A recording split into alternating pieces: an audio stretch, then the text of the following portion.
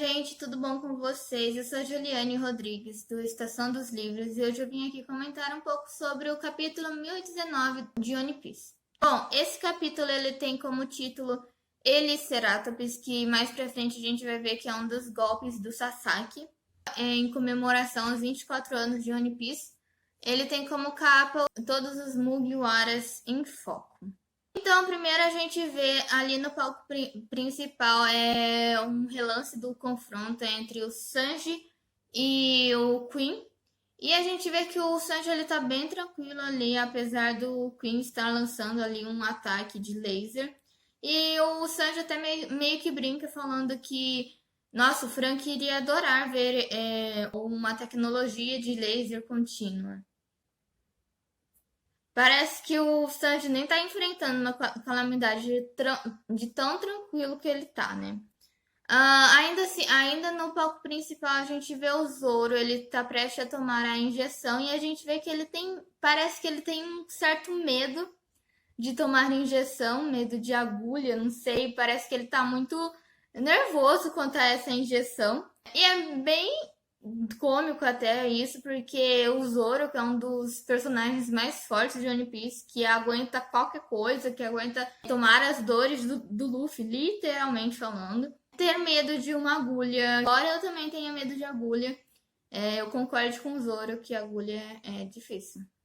E acho até meio que plausível para um personagem do hype do Zoro ter medo de agulhas, né? Então a gente vê a cena mudando para o navio dos Piratas do Law e a gente vê que eles estão fazendo de tudo para tentar recobrar os sentidos do Luffy. Eles já fizeram os primeiros socorros, mas parece que nada adianta. Eles até nessa cena a gente vê a importância do LOL para eles, que com o LOL eles iriam saber fazer mais alguma coisa.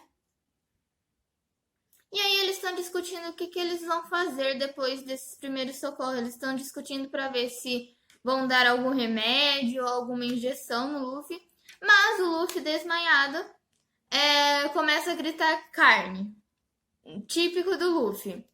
E aí a gente vê então que essa batalha de Onigashima provavelmente já está encaminhando para o final. Porque toda vez que o Luffy ele tá enfrentando algum grande vilão, ele sempre perde uma ou duas vezes, fica esgotado, aí ele precisa de alguma ajuda e ele precisa de carne para se refortalecer e para voltar para a luta e para conseguir terminar com o vilão em si. E dessa vez não seria diferente, né? O Luffy ele já enfrentou umas duas, três, várias vezes o Kaido. Perdeu todas essas vezes e agora ele perdeu de novo e agora ele para voltar para a batalha ele precisa de carne para ficar mais forte. Então, tipo, como eu já disse, eu acho que esse é o primeiro indício de que a batalha de Onigashima está chegando ao fim. Logo a gente vai ver qual que vai ser o resultado de todo esse arco. E também outra coisa que faz com que eu pense que essa batalha já esteja chegando ao fim é que os confrontos finais entre os Mugiwaras, entre os personagens principais e os personagens principais do lado do Kaido já estão tendo seus resultados. Na semana passada a gente viu que Jinbe venceu o Usopp e nessa semana então a gente está vendo o confronto entre o Sasaki e o Frank. Então, como eu falei, a gente muda a cena para a batalha entre o Frank e o Sasaki. Nessa batalha, a gente ainda vê que alguns dos astros principais ainda estão se voltando contra Kaido e tentando ajudar os Mugiwaras. E o Sasaki já pontua que mesmo se eles estivessem sendo controlados, ainda assim eles estão traindo. E ele precisa acabar com todos esses traidores, chegar ao palco principal para acabar com todo mundo ali. Mas o Frank não vai deixar barato, ele não vai deixar isso acontecer. E ele está ali para impedir que Sasaki saia dali. Então a gente começa a ver então mais do confronto entre eles. E a gente vê que o Sasaki e o Franco, eles se reconhecem como pessoas forte, eles reconhecem um ao outro como oponentes bem fortes e bem durões mesmo de enfrentar. Parece até uma conversa entre mano. Ô, mano, você é forte, hein? Valeu, mano, você também é forte, hein? Pareceu muito isso. Então a gente vai ver vários golpes entre eles. Bom, então o Frank ele começa a usar a espada dele, uma espada meio giratória, que é a Karakuri Hasentou. E enquanto isso, o Sasaki, ele, por ser um Triceratops, ele começa a girar a cabeça dele como se fosse uma hélice de um helicóptero. Heliceratops. O Frank até meio que fica chocado, se perguntando como que um dinossauro pudesse fazer tudo isso. E aí o Sasaki rebate falando, o Triceratops é um dos dinossauros mais surpreendentes que existe e tal. Não seria um Triceratops se não fosse capaz de girar a cabeça. Todos que estavam ali na sala, junto com o Frank e com o Sasaki, todos os astros principais, eles acabam sendo derrotados. Mas o Frank, ele consegue tancar o ataque do Sasaki. O Sasaki, ele vai tentar atacar de novo com ele Ceratops. Mas o Frank, ele começa a defender, ele vai para defender com o General Shield. E aí, eu acho que, não sei se foi intencional ou não, mas aí a gente pode ver uma pequena referência ao Capitão América, porque o escudo do Frank, ele é praticamente igual ao escudo do Capitão América. Tem a estrela, tem tudo que o escudo do Capitão América tem. Mas, aparentemente, nesse ataque, o Sasaki ele errou o ataque e acaba parando bem longe do Frank. E o Sasaki inventa uma desculpa falando que ele precisava arranjar espaço para poder atacar com mais velocidade. Eles usam vários golpes nessa batalha. Eles ficam lutando aí entre si. E o Frank ele descobre que o ponto fraco do Sasaki é na barriga. Apesar da pele encoraçada do Sasaki, o ponto fraco dele é na barriga. Parece que o Frank ele vai perder, porque parece que o Sasaki ele vai usar um grande ataque lá. E aí ele começa a fugir. E nessa fuga ele quase chega no palco principal. Mas essa fuga meio que funcionou para o Frank começar a usar o maior ataque dele, enquanto é Frank Shogun.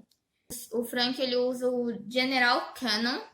O Sasaki ele é atingido, ele parece que está muito debilitado, mas ele não desistiu ainda e ainda fala, não subestime os Tobiropos do Kaido.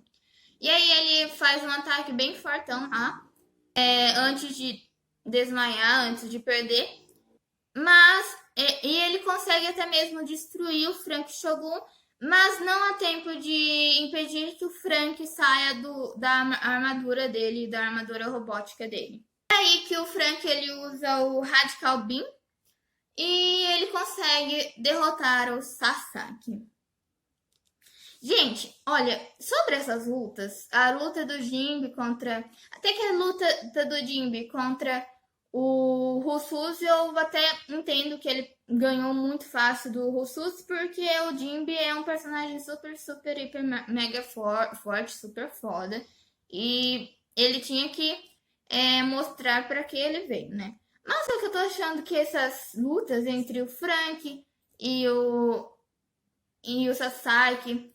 eu quero ver como que vão ser as outras lutas. Parece que elas estão sendo muito fáceis, sabe? Tipo, parece que os Mugiwaras não estão tendo tanta dificuldade assim para derrotar seus oponentes, sabe? Então eu tô com uma pequena teoria, mas eu sei que é impossível dessa teoria acontecer. Mas eu tô achando que todos os Mugiwaras, porque parece que, assim, tipo, não só o Frank...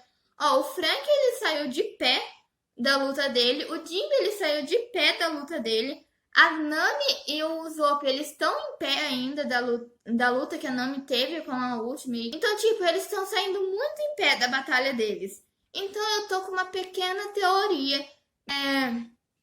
Eles, todos os Mugiwaras, vão acabar confrontando no final o Kaido, tipo, vai ser o Kaido contra todos os Mugiwaras. E junto com o Luffy também. Eu sei que pode não acontecer isso, eu sei que é muito impossível disso acontecer, eu sei que vai ser um x1 entre o Luffy e o Kaido, mas eu tô pensando que pode sim vir a acontecer uma luta, um confronto entre todos os Mugiwaras e o Kaido. Então a gente muda o cenário para o topo de Onigashima, onde está o Yamato e o Kaido. E aí a gente vê uma conversa muito legal entre os dois. Primeiro, o Kaido ele reconhece bastante a força do Yamato e que o Yamato ia ser um bom poder bélico ali pro lado do Kaido. E que o Yamato deu bastante trabalho pro Kaido, porque ele comeu a fruta que o Kaido tinha conseguido, ele tinha tido dificuldade para conseguir. E isso deixou o Kaido bem frustrado, e por isso que ele não poderia deixar o Yamato livre, ir para sair de Wano e caminhar livremente por Wano. Por isso que ele tinha que ter deixado o Yamato preso, porque o Yamato ele comeu uma fruta que era muito poderosa, a princípio era muito poderosa, a princípio foi muito difícil do Kaido conseguir, a princípio é muito rara, e o Yamato acabou comendo essa fruta, né? E o Yamato fala assim: eu fui sem querer que eu comi essa fruta. Eu simplesmente eu tava com fome e comi. E isso acabou me custando a minha possibilidade de sair, de ir embora de Wano, né? Porque a partir do momento que o Yamato come a fruta ele não vai conseguir navegar direito, ele não vai conseguir nadar, né? Então, ele se torna uma verdadeira bigorna ali no oceano, a não ser que ele tenha alguém que o ajude a sair de Wano, né? E aí a gente vê mais um pouco da relação entre o Kaido e o Yamato, né? Porque a gente vê que o Kaido, ele deixa o Yamato, desde que a gente conhece o Yamato, a gente vê que o Kaido deixa ele preso, deixa ele algemado, não deixa que ele saia de Onigashima. Aí a gente vê que o Yamato ele tentou várias vezes matar o pai dele. Ele tentou várias vezes, não conseguiu nenhuma das vezes, só que isso fez com que todas essas vezes que ele tentou matar o pai dele, fez com que ele se tornasse cada vez mais forte. E o Yamato, por assim dizer, ele é bem fortão mesmo, quer dizer, eu acho ele é muito forte. Então a gente vê essa relação entre eles dois, não é uma relação legal de pai e filho, sabe? É uma relação de opressão mesmo, sabe? O Kaido, ele não quer deixar o filho dele ser livre, não quer deixar o filho dele ser o que ele quiser, ele quer prender o filho dele, não quer deixar que o filho dele tome asas, pegue asas e voe pra longe, sabe? Apesar de que o Kaido seja vilão e que a gente já espere disso, então a gente... E antes de mais nada, a gente vê a Akuma no Mi do Yamato. A gente não sabe qual que é, de fato, a Akuma no Mi dele, o Oden não revela. Mas parece que ele é uma espécie de raposa, uma espécie de... Ele tem chifres, uma espécie de raposa, uma espécie de cervo. Parece que a Akuma no Mi do Yamato remete a alguma figura mitológica bem antiga e bem poderosa. E a minha teoria é que a Akuma no Mi do Yamato seja de uma Kirin. E a gente vê que o Kirin, na mitologia asiática oriental, ele era uma das 4 divindades mais reverenciadas, por assim dizer. E entre elas era o Kirin, a tartaruga, a fênix e o dragão. E o Kirin, ele tem como característica, ele era o arauto dos deuses, ele era divino, ele era um espírito puro, para ele era impossível machucar qualquer ser vivo.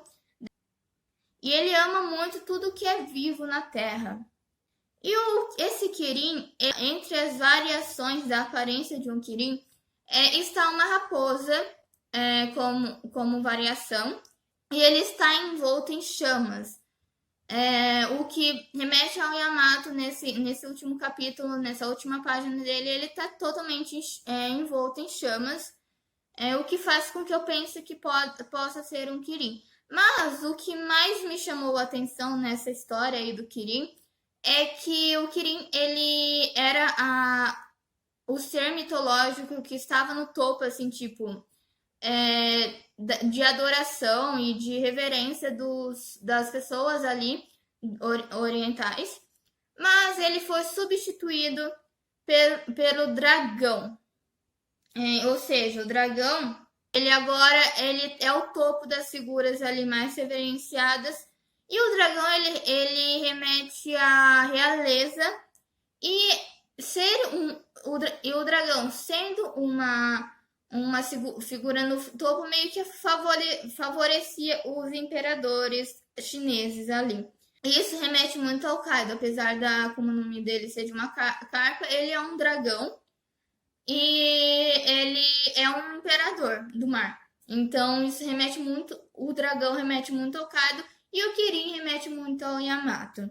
E o Kirin, ele é associado a pessoas comuns e ele tem por natureza querer proteger a casa e essas pessoas comuns mesmo, sabe? E o que faz com que as frases que ele cita, a frase que ele fala no final desse capítulo seja até mais relevante, que Yamato fala assim: suas algemas não eram as únicas coisas me mantendo aqui. Se eu não lutar por este país por o ano, eu não poderia me chamar de Oden. Então a gente vê que não eram só as algemas que deixavam o Yamato preso ali em um ano, mas sim o fato do povo ali estar sofrendo, o fato do povo ali estar totalmente desorientado, o fato do povo ali estar sem poder fazer qualquer coisa contra o Kaido. Ele não poderia se chamar de Oden, porque o Oden ele protegeu a população, o Oden ele ajudou o povo ali. O Oden ele simplesmente se sacrificou pelo povo ali de Wano e o Yamato não poderia deixar Wano sem proteger, deixando o povo ali à mercê ali. Bom, então o que a gente vê nesse capítulo, o que mais deixa intrigado além disso, além de qual que é o Akuma no Mi do Yamato, por que o Kaido ele teve tanto trabalho assim para conseguir essa Akuma no Mi? Qual que é a importância da Akuma no Mi do Yamato para essa história, para o mundo de One Piece? Será que ela tem alguma relação com a Gomu no Mi? Porque a gente viu no capítulo retrasado que a Gomu no Mi parece que teve uma importância relevante assim para o universo de One Piece, tanto até que ela estava sendo escoltada pela CP0. E agora a gente tem a revelação de que mais uma Akuma no Mi parece que tem uma grande relevância ali para a história. E até meio que eu acho que elas podem sim estar associadas, acho que elas podem sim ter alguma importância entre si, porque simplesmente 2 capítulos depois que a gente descobre uma possível relevância para Gomu no Mi, a gente descobre outra Akuma no Mi que pode ter sido importante. Tipo, são duas Akuma no Mi que em capítulos muito próximos teve sua devida menção e parecem que elas são bem importantes. E a gente quase nem tem muito duas Akuma no Mi tendo relevância em tão pouco tempo assim de história. Então eu acho que elas podem ter alguma relação sim, mas eu não sei ainda qual seria essa relação. Embora se a Akuma no Mi do Yamato for realmente a Kirin, então pode ser que ela esteja associada ao Luffy também, porque o Luffy ele só sai de um país quando o país ele está seguro e ele está livre das mãos de algum grande opressor. Então, eu espero que vocês tenham gostado desse review. E antes de mais nada, se for mesmo uma Akuma no Mi da Kirin, então a gente vai ter 3 grandes criaturas mágicas ali em Wano. O dragão, a gente vai ter a Kirin e a Fênix também ali em Wano. Então vamos ver o que vai vir para os próximos capítulos de One Piece. Eu acho que sim, a batalha de Onigashima está chegando ao fim. A gente falta ver a batalha do Brook da Robin contra a Black Maria. A gente precisa ver Sanji versus Queen. E a gente precisa ver o Zoro versus o King. E a gente precisa ver o Jack também sendo derrotado. E no final a gente vai precisar ver o Kaido sendo derrotado também. Mas eu acho que antes de Onigashima, dessa batalha de Onigashima acabar, de a gente ver o final derradeiro dessa batalha, eu acho que a gente vai ter o flashback do Kaido. E a gente vai ter várias revelações nesse flashback, até porque o Kaido ele fez parte do bando mais poderoso de One Piece, do bando mais lendário, que é o banco de Rocks de Shebeck. Acho que a gente vai ver mais da relação dele com os outros dois Yonkou, com a Big Mom e com o Barba Branca. E a gente vai ver, acho que é possível que a gente veja sobre o Good Valley, sobre a origem do Kaido e sobre tudo que ele se tornou desde então, sabe? Tudo que ele fez para ser esse imperador que é tão temível assim, que é a criatura mais invencível e mais poderosa do mundo de One Piece. Então, até a próxima semana, onde eu vou trazer mais conteúdo de One Piece. Muito